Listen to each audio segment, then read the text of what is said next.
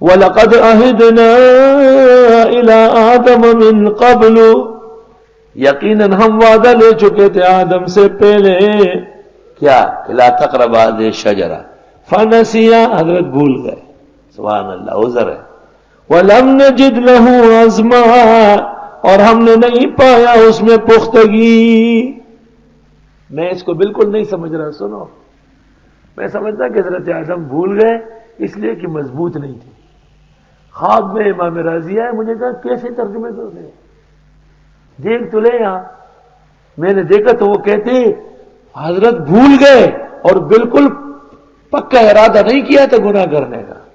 وَلَمْ نَجِدْ لَهُ عَزْمًا بِقُرْبِهِ إِلَى الشَّجَرَةِ، اور بالکل حضرت کو ارادے سے قریب نہیں ہوئے، بھول گئے۔ وَإِذْ قُلْنَا لِلْمَلَائِكَةِ اسْجُدُوا لِآدَمَ، ہم نے کہا فرشتوں سے سجدہ کرو آدم کا، فسجدوا، سب نے سجدہ کیا۔ یہ جو طالب علم کے پاؤں کے نیچے فرشتے پر بچاتے ہیں، یہ وہ طریقہ ہے۔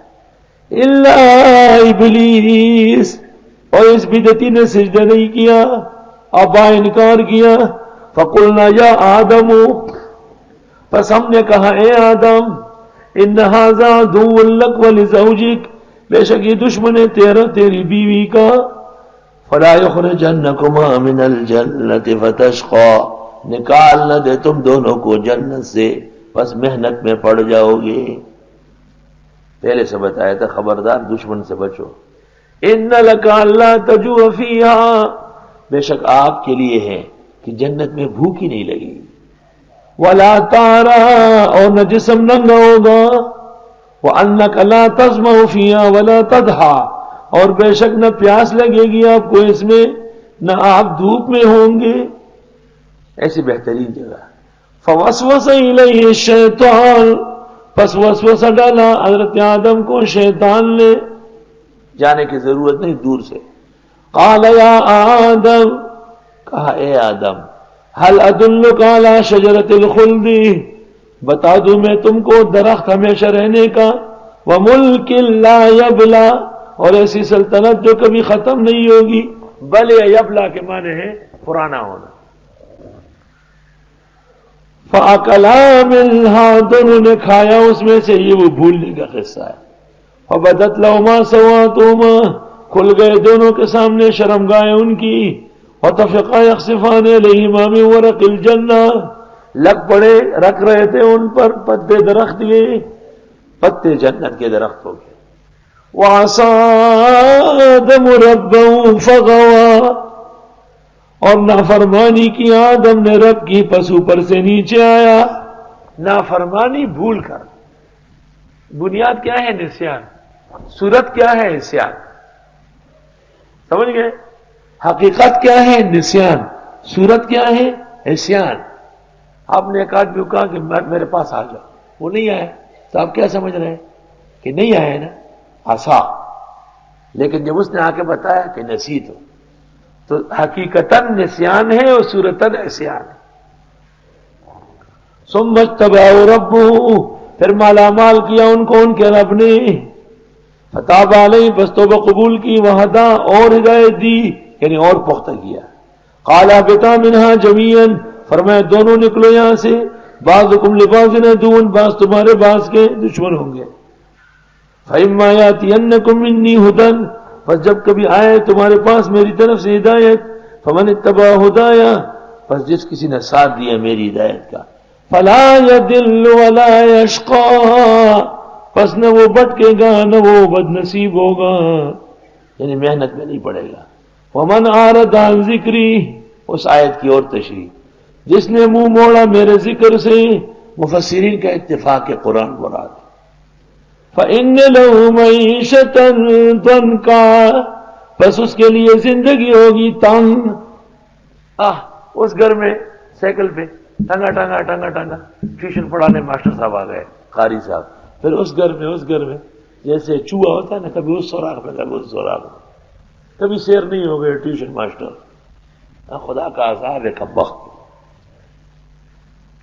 اس سے پتہ چلا کہ جو لوگ قرآن کے لیے وقت نکال کے بیٹھے ہیں، اللہ ان کی زندگی بہترین گزارے گا۔ روزانہ تازہ جانور کٹتے، گاڑی بھر کے فروٹ کی آتی ہے، ایک شان و شوکت ہے، قسم قسم کے انعامات تقسیم ہو رہا ہے، کام اپنا ہے، دین کا ہے، اکرام اللہ پورے عالم سے کرا رہا۔ وہ قرآن کا معجزہ تو دیکھو، فرمایا جس نے منہ موڑا اس کی زندگی تنگ کر دوں گا، تو جو متوجہ ہو چکے ہیں ان کو مالا مال کر دوں گا۔ اس میں اشارہ ہے کہ جو لوگ درس کے دوران ادھر ادھر دیکھتے ہیں یا اٹھ کے بہانہ بنا لیتے ہیں، یہ بھی زندگی ان کی تنگ ہونے والی ہے، کسی دن اعلان ہو جائے گا کہ ان کو کچھ نہیں ملنے والا ہے، یہ شیاطین ہے۔ یہ صرف ایک مسئلے سے متعلق نہیں، پورے نظام سے متعلق ہے۔ تو آیت میں خوشخبری ہے ان حضرات کے لیے جو توجہ الی القرآن فرماتے ہیں۔ تو دورہ تفسیر کی نشست میں آنے والوں کو اللہ بشارت دے رہے ہیں، دنیا کی تمام محنت کا حاصل ایک ہے کہ ہماری زندگی ذرا اچھی گزرے، تو فرمایا کہ وہ اچھی ہو جائے گی۔ آخرت کی تمام باتوں کا حاصل یہ ہے کہ ہماری وہاں عزت رہے، تو فرمایا کہ وہاں سرخرو کر دوں گا، بات ختم ہو گئی۔ دین اور دنیا دونوں سنوریں گے قرآن کے ذریعے۔ سنا خطیب جی، یہ ایسا بیان کرو، تم کہتے انڈا بونگا ڈونگو، اس سے تھوڑا کام چلتا ہے، ہاں اونگا بونگا ڈنگا سے کیا بنے گا؟ مسئلہ بیان کرو پھر آنگا بانگا کرو۔ فمن اعرض عن ذکری، جس نے منہ موڑا میرے قرآن سے، فإن له معیشة ضنکا، بس بے شک اس کی زندگی تنگ ہوگی۔ وَنَحْشُرُهُ يَوْمَ الْقِيَامَةِ أَعْمَىٰ، اٹھا لیں گے اس کو قیامت کے دن اندھا۔ اتنی بڑی نعمت چھوڑ چکا تھا تو وہ قیامت میں دیکھنے کا حق رکھتا ہے؟ توبہ۔ علماء لکھتے ہیں کہ جو قرآن مجید یاد کر کے بھول رہے ہیں ان کے لیے بھی سخت وعید ہے۔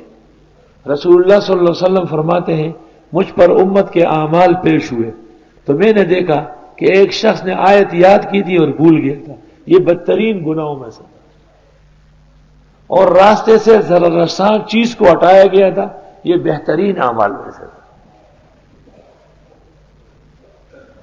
اس لیے میں کہا کرتا ہوں کہ قرآن یاد کرنا کمال نہیں، یاد کو محفوظ رکھنا کمال ہے۔ یاد تو ہو جاتا ہے ایسا، نیا یاد کرنا آسان ہے، پرانا یاد رکھنا بڑا مشکل ہے۔ جو قرآن سناتے تھے تراویح میں اور پھر چھوڑ دیتے ہیں، یہ بھی آیت کے مصداق ہے، ایک نعمت سے محروم ہے۔ اس لیے سلسلہ جاری رکھو۔